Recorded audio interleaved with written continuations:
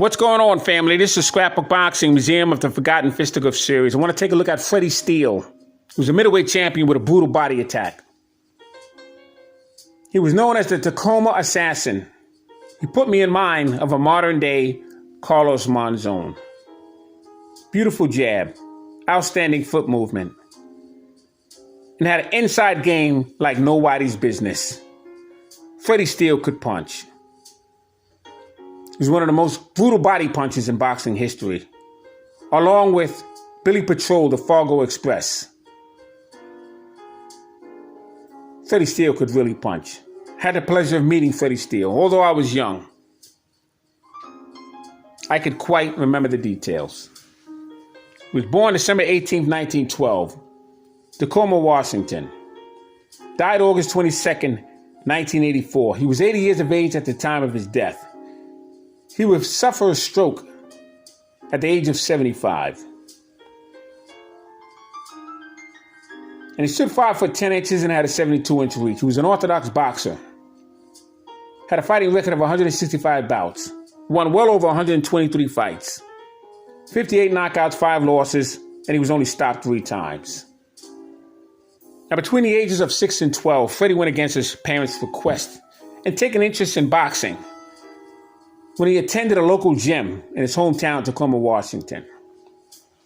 Now, the instructor there was Dave Miller. He didn't quite take Freddie Steele seriously because Freddie Steele was skinny and he had acne and he didn't have the build of a boxer.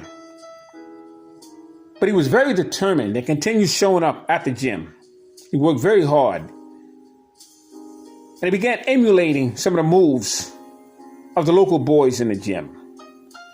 And before you know it, he began skipping rope, punching the heavy bag, and working on the speed bag. He would study the other boxers' movements as they trained, sparred, and punched the speed bag. And to no surprise, Freddie Steele began to get up early in the morning, and he would run with Todd Morgan, junior welterweight champion of the world. Now, Dave Miller would ask for Freddie Steele's progress to some of the local boys in the gym, and they felt as though he was ready to spar. So Dave Miller would ask Freddie Steele to climb into the ring. He had a headgear and a cup waiting for him. Freddie Steele didn't want to get into the ring yet. He didn't feel he was ready. Dave Miller told him, if you don't get in the ring, get out of my gym. And that was enough incentive for Freddie Steele to try to box for the first time in his life.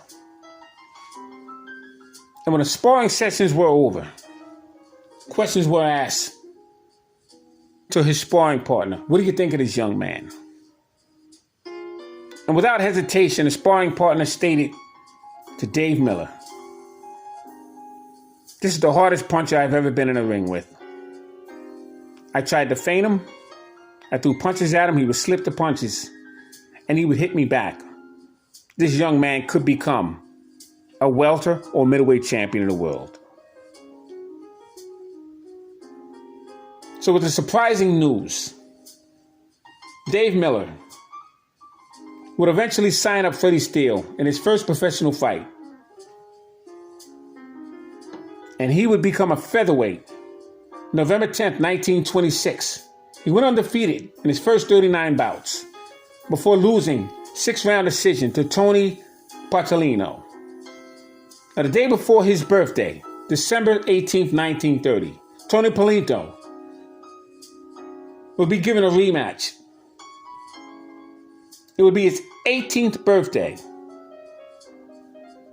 He would win a 6-round rematch with Bartolino. 1934, 21-year-old Steele, reaching his peak, won 14 fights, undefeated, scoring 9 knockouts with 1 draw. With a 24-year-old former middleweight champion, William Gorilla Jones, September 17, 1935. That same year in 35, Freddie Steele fought 12 opponents. He would win 8 by knockout.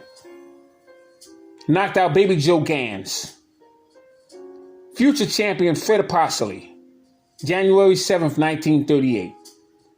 Fred Apostoli is to your right, Freddie Steele is to your left. Both these men would become middleweight champion. Fred Apostoli had a very good background in boxing, so that was quite impressive. Freddie Steele would also face champion Vince Dundee and would outpoint William Gorilla Jones. Now, Freddie Steele would fight Fred Apostoli at the Civic Auditorium in San Francisco, California, before a screaming crowd of 6,000 spectators. Freddie had 6 weeks less age, but had years more experience than Apostoli in the professional ranks. Apostoli was unbeaten in 7 fights.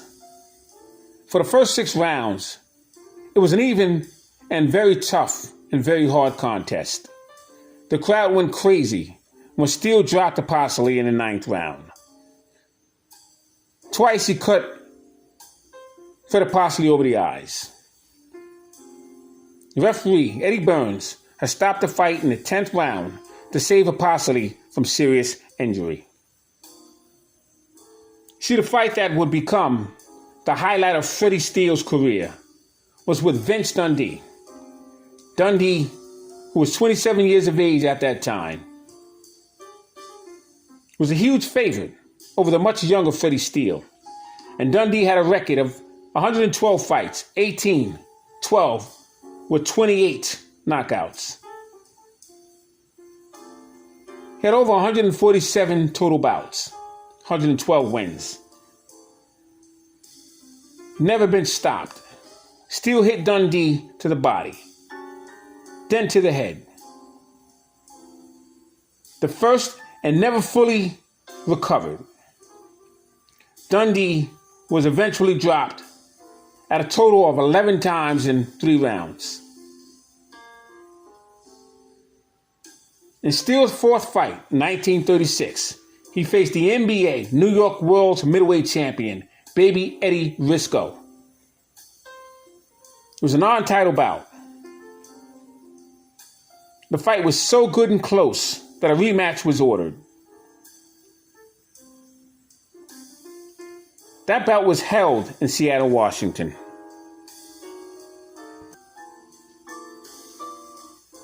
July 11th, 1936, Steele won 15-round decision and became the new NBA middleweight champion of the world. 4 months later, he would face future light heavyweight champion Gus Lusnovich in a non-title bout. Gus was 21 years old with a fighting record of 30 wins, 1 loss, 3 draws, and 9 knockouts. No match for 23-year-old Freddie Steele.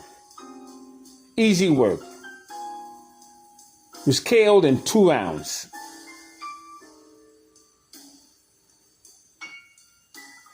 Freddie Steele couldn't handle the punishment of Gus Lusnovich. Steele would defeat William Gorilla Jones. Remember, I told you it was a non-title bout. Would defeat him in 10 rounds. Eddie Babe Risco defeat him in 15 rounds. Ken Overland would knock him out in 4 rounds.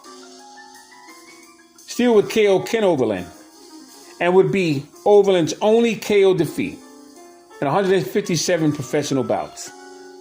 Freddie now had 9 records.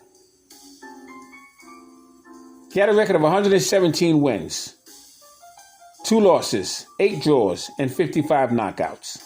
Would offer a rematch with Fred Apostoli, New York's Madison Square Garden.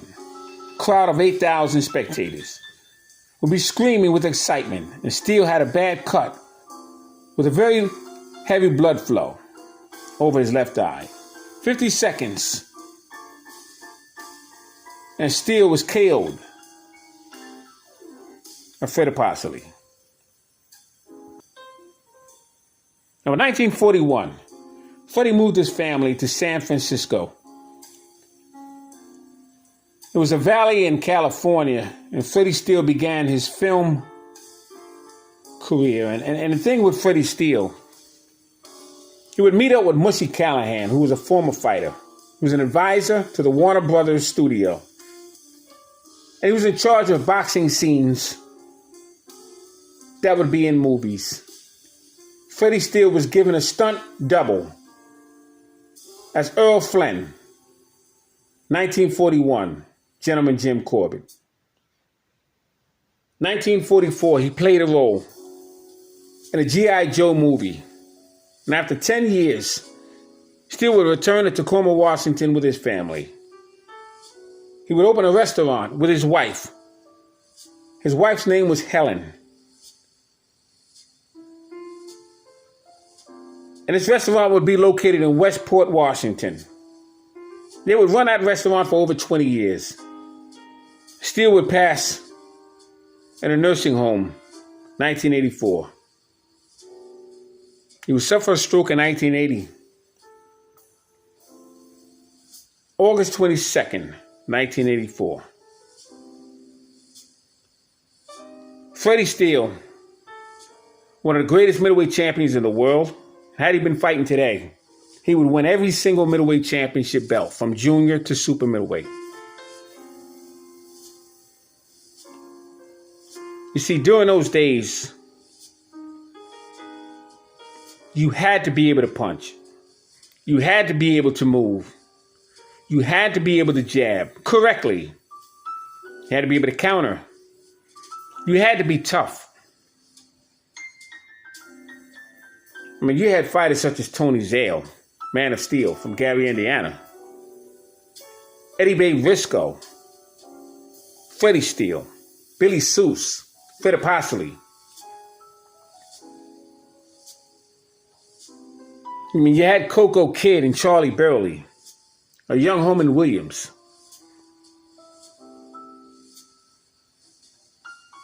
I mean, you had so many great fighters during those days. And Freddie Steele was one hell of a fighter. And I just wanted to introduce you to him because he's forgotten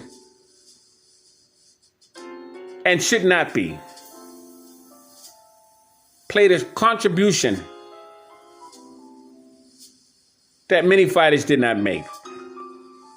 I mean, if you look at his story, he started out without confidence of even becoming a fighter, but he had the passion. He worked very hard, had very good training, and became the NBA middleweight champion of the world. Quite a story.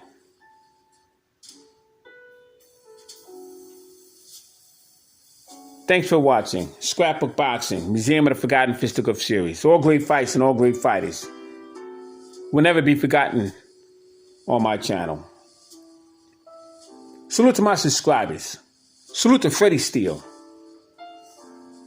the Tacoma assassin. What a fighter